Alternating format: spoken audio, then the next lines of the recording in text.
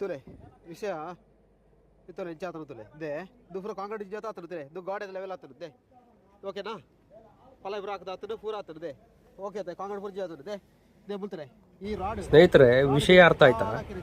ಒಂದು ಮನೆ ಕಟ್ಟಬೇಕಾದ್ರೆ ಪಾಪ ಎಷ್ಟೋ ಕಷ್ಟಪಟ್ಟು ಸಾಲ ಎಲ್ಲ ಸೂಲ ಮಾಡ್ಕೊಂಡು ಒಂದು ಮನೆ ಕಟ್ತಾರೆ. ಮನೆ ಕಟ್ಟದನ್ನ ಯಾವ ಮೇಸ್ತ್ರಿಗೆ ನೀವು ಕೊಟ್ಟಿದ್ರಂಬುದು ಕೂಡ ಅಷ್ಟೇ ಇಂಪಾರ್ಟೆಂಟು. ಎಲ್ಲವನ್ನೂ ಕೆಲಸ ಮಾಡೋನೆ, ಆದರೆ ಸರಿಯಾಗಿ ಕೆಲಸ ಮಾಡೋರು ತುಂಬ ಕಷ್ಟದಲ್ಲಿ ಸಿಗ್ತಾರೆ ನಿಮ್ಗೆ. ಯಾಕಂತ ಹೇಳಿದ್ರೆ ತುಳುನಾಡಿನಲ್ಲಿ ನಡೆದದ್ದು ಅಂದ್ಕೊಂತಾನೆ ಇವತ್ತು ನಮ್ಮ ಫ್ರೆಂಡ್ಸ್ ಕಳಿಸ್ಕೊಟ್ಟಿದ್ದು.